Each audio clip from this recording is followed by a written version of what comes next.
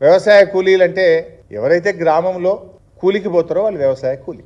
వాళ్ళు ఎలక్షన్ మేనిఫెస్టోలో ఏం చెప్పిండ్రు? వ్యవసాయ కూలీలందరికీ సంవత్సరానికి 12,000 ఇస్తాము అని మేనిఫెస్టోలో చెప్పిండ్రు. ఊళ్ళకి పోయి ఏ ఊర్లకన్నా పోయి, ఇదే పట్టణాలు అయితే కావు, వ్యవసాయ కూలీలు ఉండేదే ఊర్లల్లో. అరే మీ ఊళ్ళో కూలికి పోయేటోళ్ళు ఎవరరా తమ్మి అంటే చెప్పరా? ఇప్పుడు దానికి ఏం చేసిండ్రు? గ్రామ ప్రజలకు సంబంధమే లేదు, గ్రామంలో దరఖాస్తే తీసుకోలేదు. హైదరాబాద్లో పంచాయతీరాజ్ కమిషనర్ ఆఫీస్కి వెళ్ళి ఉపాధి హామీలో ఎందరు పనిచేస్తారో లిస్టు తెప్పించుకున్నారు. ఎంతమంది పనిచేస్తారు ఉపాధి హామీలు అంటే? ఈ రాష్ట్రంలో 52 లక్షల కార్డులు, 1,04,00,000 మంది కూలీలు ఉన్నారు. 1,04,00,000 మంది కూలీలు ఉన్నారు ఈ రాష్ట్రంలో. దానికి ఏం పెట్టిండ్రు? కంప్యూటర్లో 20 రోజులు పనిచేసిన ఎందరో చెప్పుండ్రి అని కంప్యూటర్ని అడిగితే ఈ 1,04,00,000లో ఓ 25 లక్షల మంది 20 పని దినాలు పూర్తి చేసిండ్రు అని చెప్పిండ్రు. ఆ 25 లక్షలను ఏం చేసిండ్రు?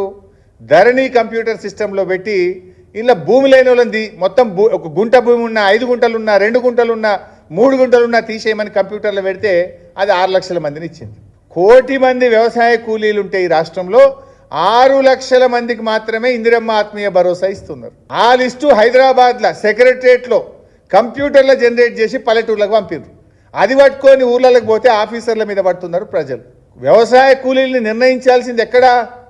గ్రామంలో, గ్రామ సభలో నిర్ణయించు, రచ్చబండ దగ్గర నిర్ణయించు, గ్రామ ప్రజల్లో ఎవరు కూలికి పోతున్నారో అడిగి మీరు నిర్ణయించండి. కానీ కంప్యూటర్లో మీరు ఉపాధి హామీ కూలీలను తీసుకొని అలా 20 పని దినాలు పెట్టి గుంట భూమి ఉన్నోడిని కూడా తీసేస్తా అంటే అది 1 కోటి మందికి వెళ్ళి 6 లక్షల మందికి వచ్చింది. అంటే నువ్వు ఇచ్చేది 6 పైసలు, ఎగబెట్టేది 94 పైసలు.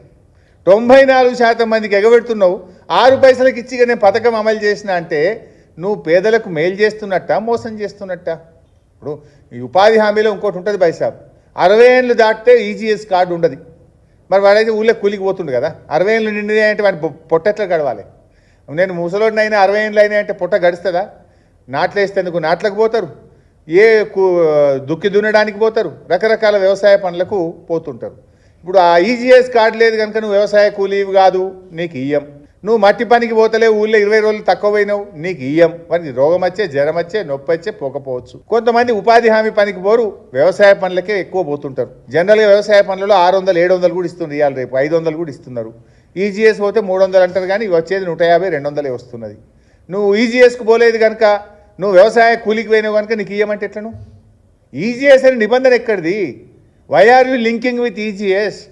నువ్వు ఊళ్ళకి పోయి ఆయన కూలికి పోయిండా లేదా, వ్యవసాయ కూలా కాదా చెక్ చేయి. నువ్వు అసలు గ్రామంలో చర్చ లేదు, గ్రామంలో పరిశీలన లేదు, సెక్రటరియట్లో తయారు చేసిండ్రు. వ్యవసాయ కూలీల లిస్ట్ ఎక్కడ తయారు